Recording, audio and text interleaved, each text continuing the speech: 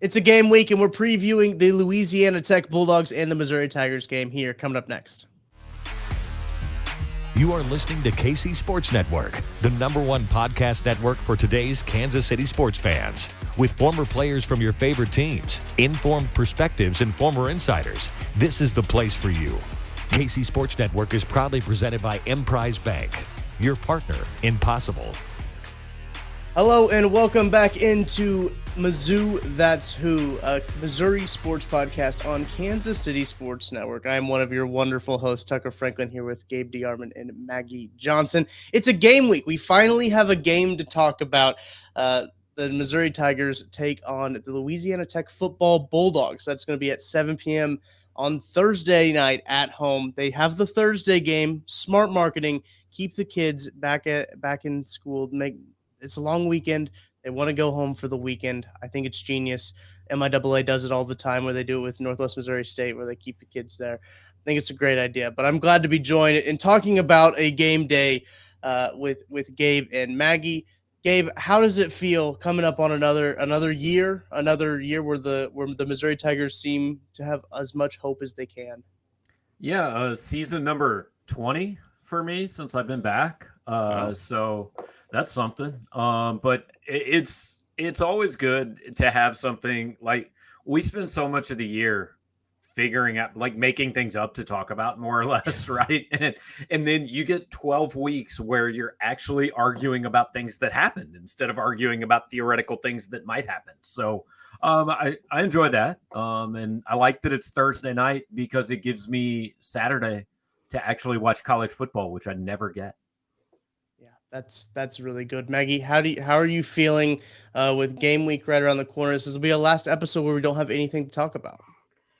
I'm excited. I'm not excited about being really tired on Friday because I will be still going to work after I get back from Columbia, but I will be there, just so everybody knows. I feel like I need to make it clear after last week's podcast. I will be there. I'm excited. I love also that's on a Thursday night for that student aspect as well, because that was hard even when I was at Mizzou, but I'm stoked. I'm also excited to watch all the games on Saturday. I plan on being poolside. I got this outside TV set up. Nice. And hopefully I'll be happy and I won't have to worry about football that weekend. So yeah, I'm stoked. Well, we'll dive into that. Hopefully you are happy going into that weekend. But before we totally start this and get into, paying the bills with all the other advertisers and stuff, Nebraska melting down in Ireland, it just doesn't get any better than that, right? Just watching Nebraska completely melt down. Oh, I love it. I mean, for so long, like especially if you grew up when I did. I mean, like, you guys probably don't really remember Nebraska. But if you grew up when I did, you had, if you were a fan of the Big Eight, you had the team you cheered for. And then you picked Nebraska or Oklahoma because that was the only game that ever mattered. They were always going to play. I was an OU person, like Jamel Holloway, Keith Jackson, Barry Switzer. I wanted to go to Oklahoma. That was where I was going to go to school. And it was solely because of football. Had nothing to do with anything else. So I rooted for Oklahoma in that game. But just the 30 years of condescending, like the idea that we're going to clap for you was anything other than, we beat your ass and we know we're going to beat your ass, so we will applaud you for allowing us to beat your ass as you leave the field. It was never anything more than that. And I remember telling Missouri fans in like 2006, I'm like, you know how you're starting to matter? Because they hate you now. Like, Nebraska fans don't like you now. That means you're a threat. And that's a really good sign. Nebraska fans were always really nice to you. Now, Nebraska fans aren't nice to anybody. Like, they can't even applaud Illinois anymore. Like, that's the team they've done the best against, and they're 2-2 under Scott Frost. Can we just do a show about this, by the way? I would love to just absolutely dig Scott Frost's grave. I've been digging it from the beginning. So I talked about how I went to Northwest Missouri State, and there at that university, there's a lot of fans from Nebraska. A lot of Iowa fans come there too. And Missouri fans as well. They're also KU fans during basketball season, by the way. They are also KU. That's very true. they also pick and choose between Creighton a lot, especially when it comes to basketball as well. Nebraska fans are also Creighton basketball fans. Interesting how that works. But anyway, I got to see the side of Nebraska fans that reared its ugly head. I knew a lot of Nebraska fans. I was like, you know what? I don't think I can cheer for this team or Scott Frost ever because of how people treated Scott Frost coming back and stuff like that. But this is a Mizzou podcast. But Maggie, do you have anything you want to get out about Scott Frost before we totally move on? So not really about Scott Frost in particular, but he can stay there as long as he wants. I mean, I'm fine. I'm taking the Chad Morris approach. You just stay as long as you want, and I'll be fine with it. But my family's they're all from there. We have season tickets to Nebraska games, which I don't make anymore because Mizzou doesn't play up there, so I don't really go. But we also have season tickets to Creighton basketball games. So, but I will say it is funny that you mentioned that they're like a little bit they don't like anybody now. I woke up this morning to a text from a good friend that went to Nebraska, and it's the entire. I didn't say anything after that game. I didn't say a thing. I'm like, oh, they're gonna be mad. I'm not gonna say anything. It was just the 2009 game. He sent me the YouTube video of the 2009 game. I was like, I responded this morning. I'm like, I didn't say anything to you. I was like, oh, Nebraska just being Nebraska. I'm gonna go release a couple red balloons in my front yard after this. By the way.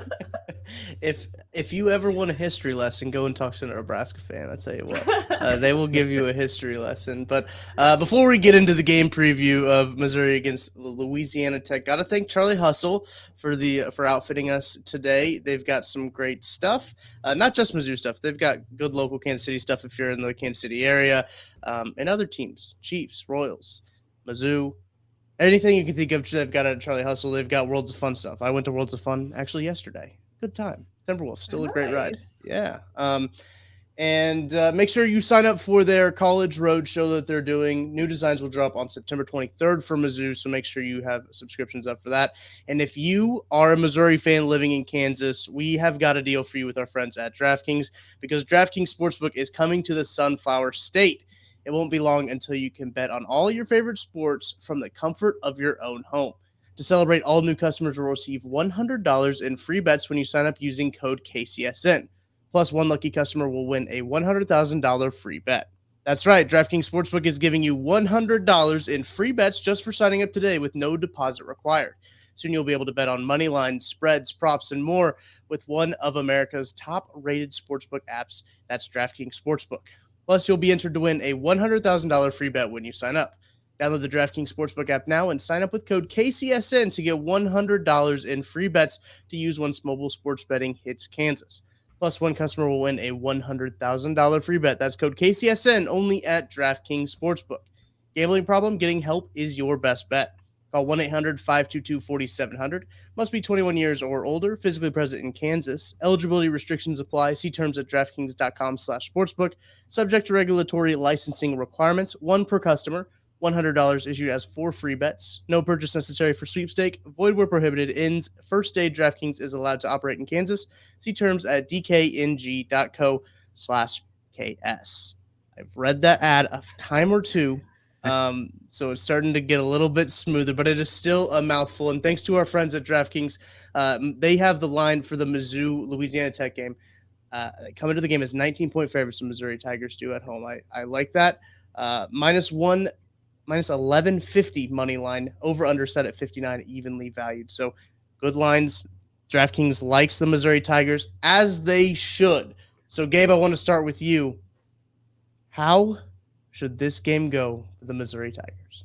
Yeah. Well, I want to say, first of all, even though I give weekly gambling advice that should, of course, be followed, and that everyone should put as much money as they can possibly afford to put on based on what I say on DraftKings, of course. The last sporting event I gambled on, Ron Dane played in and was at Wisconsin. So it's been a minute. So my advice doesn't mean a lot. But 19, I don't know, guys. That seemed high to me. I was really surprised. I mean, the over-under, I think, for Missouri for season wins is 5.5. Obviously this is counted as one of those, but most people don't seem to think a whole lot of this Missouri team, which I guess the line is more reflective that people really don't think much of this Louisiana Tech team. But week one is weird. Week one last year, they were ahead of Mississippi State 34-14 with like 8 minutes left in the fourth quarter, and they somehow blew it. Mike Leach came back and beat him 35-34, but 19 seemed high to me. That surprised me that's where it is. Agree. I mean, I think, sure, you can look at their record last year and you can say, oh, they're 3-9. This should be easy. But like you said, 1 point Mississippi State game. I think it was a 1 possession NC State game. I think we win. I won't say my prediction yet because I think we're going to do that later. But I think it's closer to 10-14. I don't think we hit all the way at 19. I just think there's too many question marks for that. I don't know if you can get a DraftKings line on this, but like number of freak out posts on my message board when it's like 7-6 at the end of a quarter or something. That's the sure thing. Take the over on that because we like to judge quickly on the internet. Oh, absolutely. Well, my favorite thing is going to be Missouri's going to – I think they did this last year. Missouri's going to come out. They're going to score in like, let's say 6 plays, a big drive on 6 plays. And they'll be like, wow, this team's going to be so good. And then they won't score the rest of the half. That'll happen, something like that. That sounds pessimistic, but I'm just preparing myself, I guess. I couldn't even tell you who they played in the first game last year. I have no idea. Central Michigan.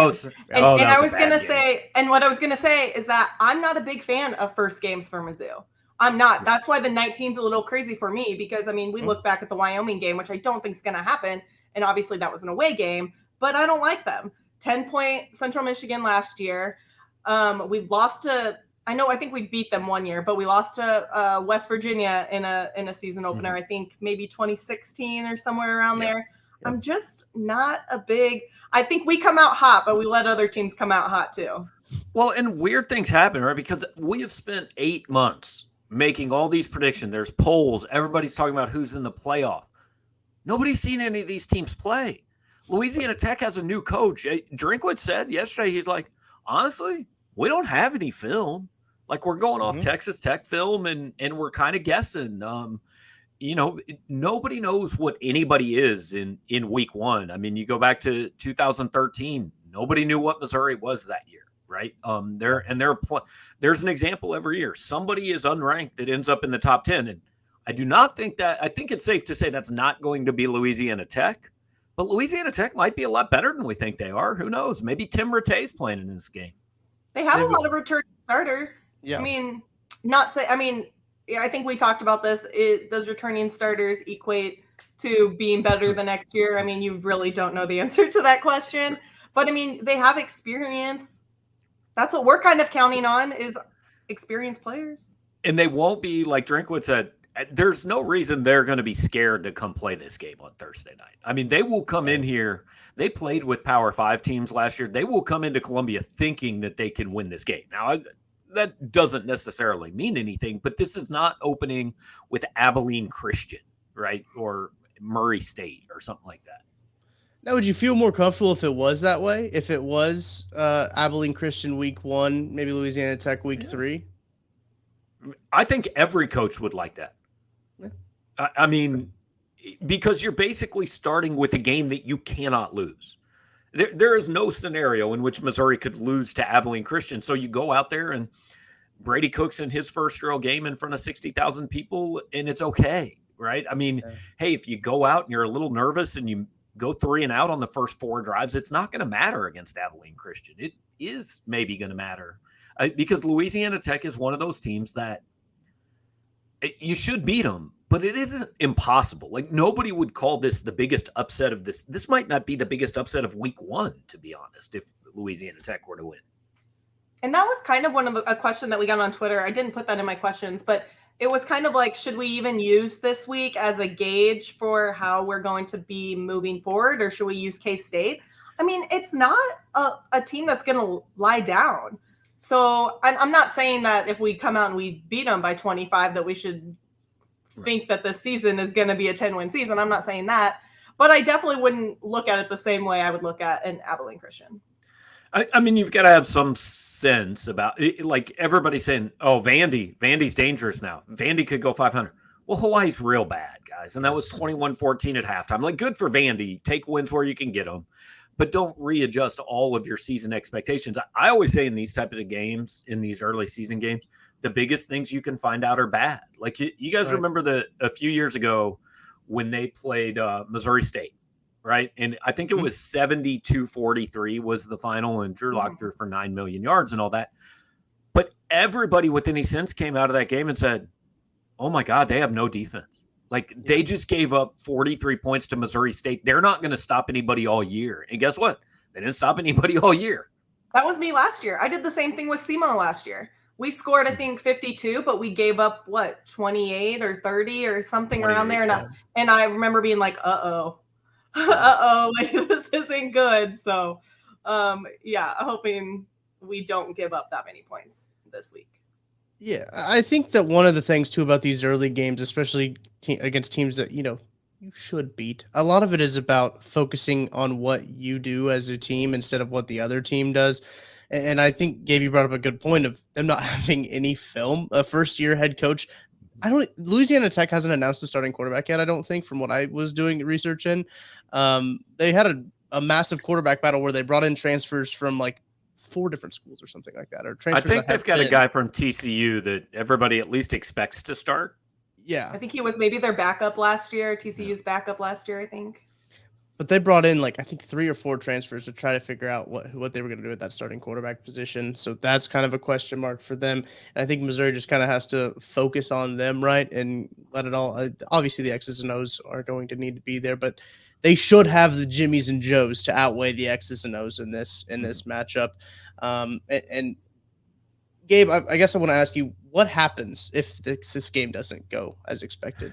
I know the world will probably end, but what order? Yeah, look, if they lose this game, forget all the, hey, maybe they can. They're not going to a bowl game if they lose this game. No, right? I mean, I think it's very safe to say you can't beat Louisiana Tech at home on a game you've been shooting for 8 months. Then you're not going to do well enough against the schedule to win 6. I mean, I think that's pretty fair to say. Which kind of we're talking so much about games where really the only things that can happen are bad, right? If you go win 35-10, so what you were supposed to. I'm curious, you guys watching games just as fans, because I have an opinion on this based on the reaction of people on our boards and on Twitter. Do you guys enjoy watching games? Because I think a lot of sports fans really are just so nervous the whole time that they get to the end and a win is relief. And a loss is devastating. It doesn't seem like a fun experience to me. It's almost like, oh, we won. I can relax for 6 more days until I have to be super nervous that we might lose again. That was me during the Stanley Cup playoffs. I think when games matter a lot more, I'm a lot like that. So 2019, I was kind of a crazy person. Mm-hmm. But with football... Yeah, I mean, yes, I do care and I do get nervous, but it also depends on what part of the season it is. Because last year when I was at the A&M game and we're pretty much, getting whooped, I'm just kind of at the point where I'm like, well, we might make a bowl game, but does it really matter that much? Right. Because we know we're not making the SEC championship game. So I try not to take it too seriously and, throw my phone or anything like some people do, or break my TV. Because at the end of the day, there's always next year. When I watch games, I'm just like an eternal pessimist. I get to the point where none of this really matters. What really matters in life anymore is kind of the thing. It's I watch, somebody throw a pick and I'm like, this doesn't matter. None of this matters. This is stupid. Why am I watching this? Why am I wasting my time? And I knew this team was going to be bad. That's the kind of the downward spiral, I guess, I go into anytime I watch any sporting event, really.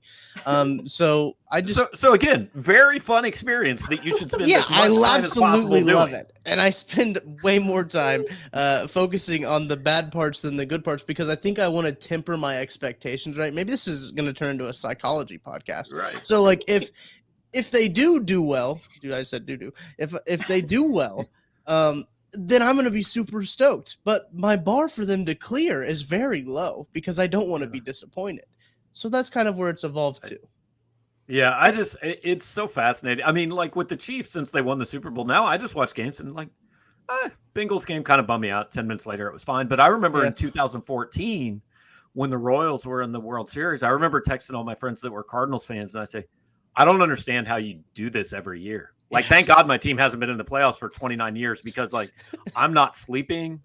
I wake up at 9 o'clock and I'm like, oh no, there's 10 hours till the game. What am I going to do? And every pitch, I'm just like, this is terrible. I'm not even enjoying this. You know, how do you do this every year? So, yeah. As a Cardinals fan, I can tell you it's tough. Yeah, I'm sure. Games that matter every year. I'm sure that's a tough thing to go through. I will say it's kind of funny. I've seen some things on Twitter, some tweets on Twitter, and they're like, only 4 more days until I let a team dictate my happiness for the next 8 months. Yep. The best thing I've seen, I saw something this offseason that said, like, and obviously it applies to some females as well, but it said guys really pick their favorite team when they're 7 and let it ruin the rest of their lives. Pretty much. That's where we all are. So true. 100%.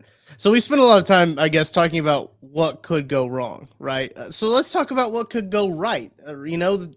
I said earlier that Mizzou's got the Jimmies and Joes in this matchup. They are more talented. So what'll kind of be the difference in this game? Maggie, I'll start with you. What do you think is going to be that big difference maker that Mizzou can win by maybe 19 points? I mean, I think it's going to be, since we haven't really seen anything, it's kind of hard to tell like where we super outweigh them in. I think that if our defense can be even a little bit better, that's going to be the difference in the game, to be perfectly honest. It cost us a lot of games last year, and we don't have Tyler Beatty this year, but I'm not worried about if we're going to score points. We have talent. Like, we have a great wide receiver core. We have, running backs. We don't know which one's going to really probably be starting, but we know we have running backs that can run the ball. Like, they have that, they can do that. So I think if our defense can just play, like a Division I defense can, as opposed to last year, right? I think that'll separate us from them, honestly.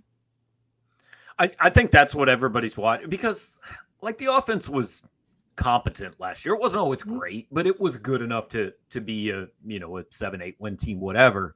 I think that's what all Missouri fans are looking at, really, is, okay, you don't have to have a shutout, but maybe not 295 yards rushing and 28 points would be good, right? That'd be a good start. I think that's where, for all the talk about the quarterback all off season, and Maggie said, hey, I don't know, they'll line somebody up at running back, and they've got a couple bodies at tight end, whatever. They'll that part, I think, is much less unknown and much less concerning to Missouri fans than, oh my God, what happens if Sonny Cumbie's offense puts up 35 points on Thursday night, even if they win?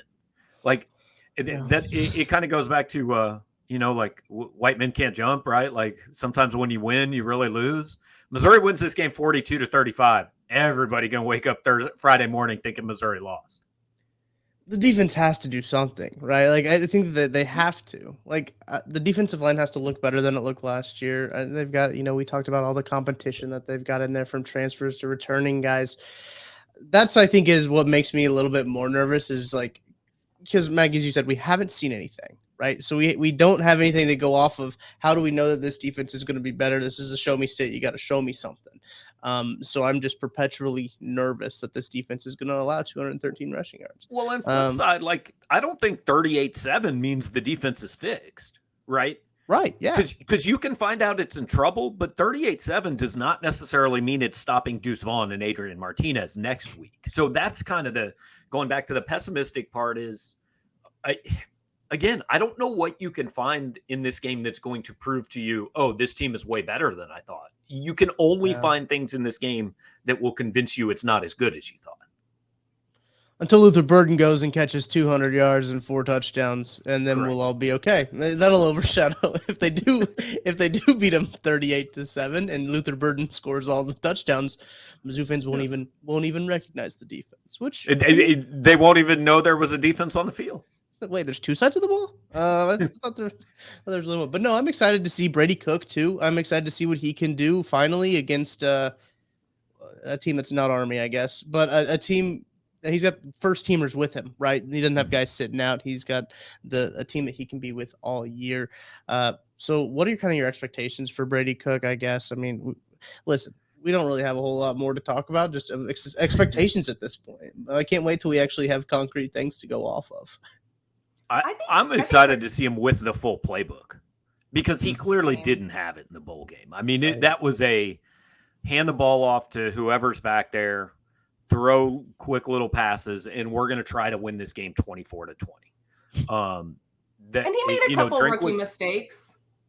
Yeah, and even, I mean, he made 2 bad throws in that game. And like the grading scale for a quarterback cannot be perfection, right? Nobody goes out and throws 38 passes and makes 26 audibles during a game and they're all right. It doesn't happen. So, Missouri fans have killed him this offseason. Well, we win the game if he makes the 2-point conversion pass. But like, he was 27-34. That loss was he was on the sidelines while the Missouri defense watched Army that can't throw the ball all over him. I mean, that quarterback wins is actually a dumber stat than starting pitcher wins. It makes no sense to apply the entire win or loss to the quarterback. Agree. I give him a little bit of grace with that one because that's just rookie. That's just a rookie thing. I mean, it's the first game he's ever started. And, people like to give Mizzou crap for losing that bowl game. But honestly, to me, I don't look at it as, Mizzou was so much worse than Army because they lost to him. Honestly, it was a practice. It was a practice to see what's going to happen next year because we played without a lot of players that aren't there now, that won't be there on Thursday night. So, I mean, practice looked good to me. Considering Army had every single player that is, it's true. that was on their roster. Hey, guess what? You go to Army, ain't no opt-out at the U.S. Army. You don't get to do that. You could argue that maybe Mizzou did the most patriotic thing they could by letting Army win the bowl game. Exactly. I know I spun it that way after the game got done. I was like, well, listen, it would have been pretty treasonous of Missouri if they decided to win that game. Especially the Armed Forces Bowl. Like, you can't beat Army in the Armed Forces. Right. No one was pulling for us anyway, so it is what it is on that one. That's fair. That's a good point, though, Maggie. I like it. It was a practice. It was a dry run. I'd say dry, but it was like a legit game. Bowl games anymore seem like that they don't matter. And I kind of hate that, right? Because players opting out and like you got Kansas State like to tout that they beat LSU, but LSU was playing a wide receiver at quarterback. So it's like things like that where I wish bowl games mattered. Win them. Exactly. And then I wish that there would be a little bit more juice to those at the end of the season. But all right, let's talk about some players to watch. I talked about this before. If you are a Chiefs fan, you listen to the Casey Laboratory here on Kansas City Sports Network. They do a bit where they say the non-Mahomes MVP, which I think is a pretty fair thing to do. You can always say that Patrick Mahomes will be the MVP. And I wanted to start the bit of the non-Luther Burden in Mizzou MVP. But maybe we'll hold off on that. So players to watch. Who should we be watching in this game, Gabe? I mean, look, the easy one is number 3. Like, we all want to see it, right? And whether that's 9 catches and 4 touchdowns, whatever it is, this is the highest rated kid to come here in 10 years. And we want to see day one what kind of a difference maker he is. I mean, there are other storylines, right? It'd be cool if Cody Schrader has a nice game. The walk-on from Sherman State, and hey, Mookie Cooper's healthy. What can Dom Lovett do? Tyron Hopper on the other side. There's a lot of guys to watch, but none of them have the juice in the eyeballs of what's Luther going to do in his first game. I mean, it's clearly a huge storyline here. I'm excited to see what Rakestraw can do. So, because I think a lot of people were really underwhelmed by his play prior to his injury last year. And we just want to see that Rakestraw that Drink was really excited about. That 4-star that we heard all about Nick Saban dancing with his mom or dancing with his grandma, like in their living room. Like, I'm excited to see what he can do. It appears that he's refocused and wants to be at Mizzou now. I mean, not saying he never did, but like, it visually looks that way on his Twitter. I mean, there were some cryptic tweets. There were some very cryptic tweets, very cryptic. But it kind of seems like there's a little bit of turnaround there with him. So I'm hoping we get the player that we thought we were getting in Rakestraw. Hey, now that Tyler Beatty is gone, somebody has to take over, and Daniel Parker. Somebody has to take over I'm just going to throw something out there. And then when you ask me about it, I'm going to pretend that you're an idiot for asking about it. It's a great strategy, isn't it? I mean, if you want to get media trained, you got to do that real quick. Yeah, I mean, obviously the easy answer, Brady Cook. That's a guy to watch, a player to watch. We already hit on him. It might be boring for me to say Connor Tollison at the center position. I think that could be something good to watch there. The offensive line is going to be a group that I'm looking forward to watching, just kind of as a whole. Really, both sides of the line. I think the defensive line is another position group that I'm really watching. I know that's not really a player specifically, but I made the rules so I can make the loopholes as well. So I think that those are kind of a couple of things I'm watching. I feel like defensive line, I think they've got enough guys. You feel fairly confident they're going to get upgraded play, but the offensive line. I mean, I wrote a thing this morning. Hey, what's the position that's kind of most concerning on both sides of the ball? I don't know what to think of right tackle for Missouri. I mean, they got Zeke Powell playing. Hiron White is hurt. Drinkwitz won't tell us how bad. I don't really expect to see him anytime soon. Zeke Powell played a lot in 2020 in that COVID year. He played 43 snaps last year. So you're talking, you had a guy who, hey, he was out there when they really needed somebody out there. And then last year when they had options, he didn't play. And now he's your starter. And your backup there is a true freshman out of Lee Summit High School, or one of the Lee Summit High Schools, in Armand Mimbo, who, look, may be a great player, but true freshman right tackles that weren't like top 10 kids that are going to Bama kind of would scare me. So that's a position to watch. I'm not sure that there won't be, some movement, whether it's moving Connor Wood out to tackle and putting somebody else at guard, because Drinkwitz mentioned they could do some musical chairs. And look, I'm not going to pretend that any of us is going to watch a game and go, I'm really going to focus on the right tackle play here, right? I'm going to watch the damn football. That's where the ball goes. Yeah. I can't break down the right tackle's game. But that's what the coaches are going to do. And that, to me, is a position that nobody's talking about, that low-key is going to go, I think, a long way toward determining how good this team can be. Yeah, I think that's a really good point. So, Maggie, before we get to our final score predictions, you had some questions from Twitter for us, correct? Oh, I do. I do have some Twitter questions. I got a lot today, so I was. My phone was buzzing, so that's good. I know. And most of them, I'm sure, were excellent and not things we've answered before. Oh yeah, all of them. No, okay. So I'm gonna ask you this one from @ZooCardsFan. Let's assume quarterback is solid, defense is average, and running back is a weapon we don't know yet. What's the season win-loss look like now? So I guess they're basically he's assuming running back is good? We just don't know who it is? Yes, exactly. Okay. So so this is what I put. I answered this question too. I put 7-5 because I think it's going to take a lot more for an average defense to win more than 7 games with our schedule. Yeah, I think that's fair. And I mean, 7-5 is kind of 6 or 7 is kind of the baseline, right? And I think we're kind of assuming all those things. We're thinking, hey, Brady Cook might be a superstar, but he's going to give Missouri better quarterback play than they got last year. Mm-hmm. Whoever is at running back is not going to be Tyler Beatty, but they're going to be like a replacement level player, and that's fine. Yeah. And we're assuming the defense can't be as bad as it was last year. So I think all those things were things we built into our predictions that we made for the season last year. The only way those numbers change is if, one of those things like the defense isn't just average, is great, or, the passing game is third in the SEC or something. But I think what he's describing is kind of what we all assumed going in making our picks. Yeah, it's kind of, that's the expectation there, is the defense to be average. And I already said that I've got a very low baseline for expectations.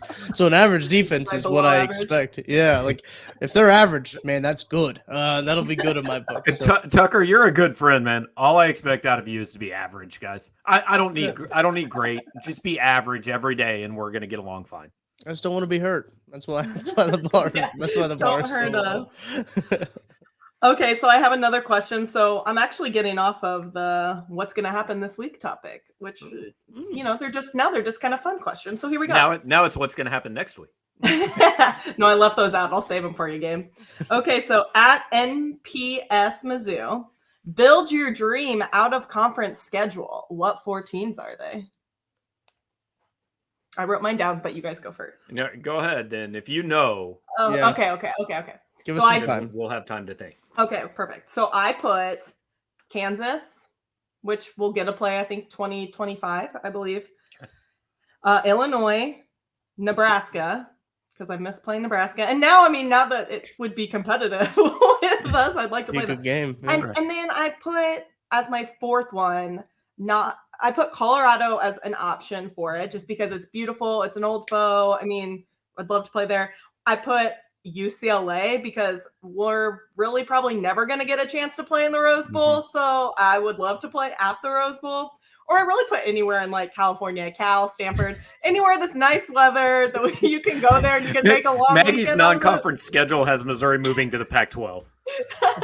You go to Cal or Stanford, you make a Napa weekend out of it. I think it sounds great. Play in Athens for one of the weeks. They have had a week 0 game against like Georgia Tech in Athens. Athens, Greece, not Athens, Georgia. Oh, okay. I realized that after I said that, I was like, wow, that could be misconstrued. Yeah. No, Athens, Greece. Anywhere over in Europe, we're good. Yeah. Right. The knockoff Athens, if we're honest. Missouri opens with the Sorbonne in 2026. I think that's kind of where I'm headed to, Maggie. I don't think on the California side of things, but on the old like Big 8 rivals side of things. So Kansas, that's your cupcake. That's your cupcake. You get out of the way early. K-State, obviously, I think is a good rivalry, especially with them being good. That's a good tune-up game. Nebraska would be a good. That's another cupcake game that you get. You could put that. Where do they have New Mexico State this year? It's like week 11. Yeah, it's 11. like throw them at the end when the wheels are already off the wagon. That's the SEC November bye week. Yeah. Yep. So throw Nebraska there. And then I think I will kind of want to see Iowa State. I don't know why, but Iowa State was like with that fourth team. I was like, Iowa State is kind of the one that was calling my name. They're probably going to be so bad this year. Yeah, I've always approached this one, and I'm surprised. Mine's a little bit different than you guys. Nebraska's always been on mine. Play a 3-game series with Nebraska: Lincoln, Columbia, Kansas City. I put Nebraska in Arrowhead. If both teams are good, it would be really fun. Nebraska would travel. Missouri fans, I think that'd be good. Notre Dame, because I think you want a national program like but Notre Dame also makes some regional sense. They recruit St. Louis, and Notre Dame would never agree to Columbia, South Bend, St. Louis. I know they wouldn't, but put Notre Dame in the Dome or something like that. I love Colorado as one because multiple reasons, but Boulder's the best road trip in America. Anybody who hasn't been there, it's a fantastic town. And then I always like just give me a rotating kind of different game. It's kind of like Maggie was talking, but a game you can win. Give me Virginia. Missouri's never played Virginia. Give me NC State once. Go to Washington once. Like kind of that fourth, just, hey, give me a cool trip against a team that you can be competitive against. Now, all that said, we have totally eliminated FCS games and we have totally eliminated G5 games, and none of these are ever going to happen, but it would be cool. Yeah, I'd love to play like Appalachian State or something, just because of how, like in the fall, how beautiful that stadium is as well. I've heard amazing things about that entire campus. Play at UTEP. The Sun Bowl is like the most underrated stadium in America. When Missouri played there in 2006, that was incredible. Loved it. I like that. Yeah, I like all those options. I think we're all kind of on a similar track with some of them, but I'm good with Kansas and Illinois still just being on the non-conference basketball schedule, though. Yeah. Those are basketball rivalries. They don't get me going in football. But that 2007 season was awesome. Well, yeah. And they still remind you of it. They're still like, they know they've been really bad, but they're like, but did you win the Orange Bowl? We won the New Year's Six Bowl. And then you say, but did you win the Big 12 North? And they did not. Well, I always want to be like, well, did you earn the Orange Bowl? Because you didn't. But that's for another day. 70-30. Okay.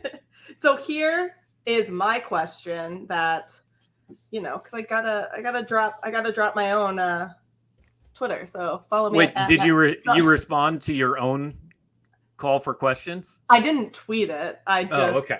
But it's I just thought this question was great, so I put it on my own list. So at Maggie L. Johnson says, let's talk a little nationwide football. What week 1 game are you most interested in watching? Obviously outside of the Mizzou game.